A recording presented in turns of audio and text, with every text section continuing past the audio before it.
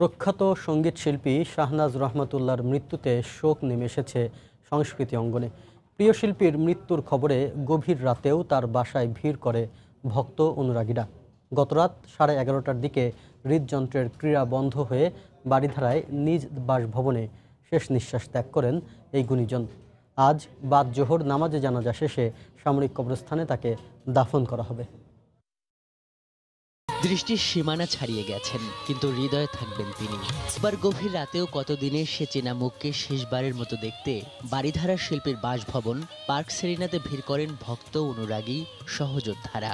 গুণীয় শিল্পীর সঙ্গে শত স্মৃতি স্মরণ করেন তারা। কথা ছিল যে ট্যাগোর টেরাস থেকে 26 তারিখে রাত 8:45 থেকে লাইভ গাইবো আমি এবং শাহনাজ রহমতুল্লাহ। এত দরদ দিয়ে গান, তোমার আগুনে পোড়ানো, আরো কত গান, আমার মনে হয় আর কেউ গাইতে পারবেন না। আমাদের এমন কোনো শিল্পী পাবেন না যে ওনার গান পছন্দ করেন না, ওনার ফ্যান না, ওনার ফলোয়ার না। আমার সঙ্গে বিখ্যাত শিল্পী আছেন, কিংবদন্তি শিল্পী আছেন, কিন্তু শাহনাজ রহমতুল্লাহর গানের স্টাইলই ছিল আলাদা।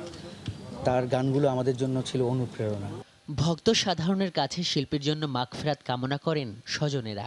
জানান, শেষ জীবনে বিশ্বাসের যে প্রভাব তাকে আলোড়িত করেছিল, তার সূত্র ধরে একটি সুফি অ্যালবাম প্রকাশের ইচ্ছে ছিল তার। ধর্মীয় কোনো গান নিয়ে যদি কিছু করি বা সুফিবাদ, তখন উনি বলছিলেন যে ঠিক আছে, এরকম যদি কোনো সিডি বের হয় আমি করব। বারিধারা পার্ক মসজিদ রোড নাম্বার 9 বারিধারা, ওটার জোহরের পরে ইনশাল্লাহ জানাজা হবে। জোহরের পরে এবং জানাজার পরে আর্মি গ্রেভিয়ার্ড যেটা আছে বনানীতে নেভাল হেডকোয়ার্টারের পাশে, ওইখানে ইনশাল্লাহ তাকে দাফন করা হবে। শনিবার রাত 11:30টায় বারিধারায় নিজ বাসভবনে শেষ নিঃশ্বাস ত্যাগ করেন 1952 সালে জন্ম নেয়া সঙ্গীত শিল্পী শাহনাজ রহমতুল্লাহ। বর্ণাঢ্য জীবনে দেশাত্মবোধক প্লেব্যাক সহ আধুনিক বাংলা গানে জনপ্রিয় এই শিল্পী। এই মুহূর্তে বারিধারায় সঙ্গীত শিল্পী শাহনাজ রহমতুল্লাহর বাসার সামনে আছেন সহকর্মী শফিক মোহাম্মদ। সেখানকার সবশেষ খবর জানতে আমরা সরাসরি চলে যাচ্ছি তার কাছে। শফিক।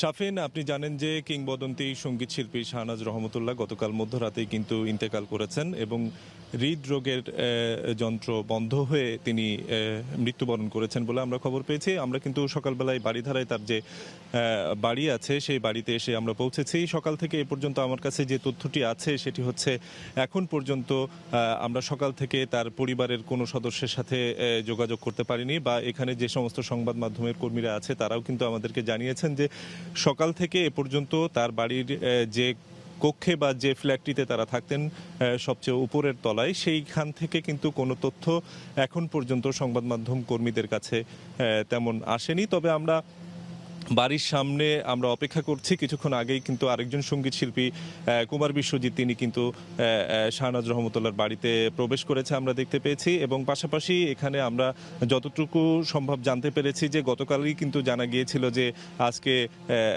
বারিধারার যে পার্ক মসজিদ আছে সেই পার্ক মসজিদে তার হচ্ছে জোহরের নামাজের পরে তার জানাজার নামাজ অনুষ্ঠিত হবে এবং তারপরে বনানী কবরস্থানে তাকে দাফন করা হবে। এবং এই বাড়ির সামনে আমরা দেখেছি যে তার বেশ কিছু মিডিয়া কর্মী যারা আছে, বিভিন্ন গণমাধ্যমের গাড়ি অপেক্ষা করছে, এবং পাশাপাশি একটি লাশবাহী গাড়িও কিন্তু এখানে রাখা হয়েছে। তো শাফিন, এই ছিল শাহনাজ রহমতুল্লাহ যে কিংবদন্তি শিল্পী, তিনি যে গতকাল মারা গেছেন তার বাড়ির সামনে থেকে সবশেষ খবর।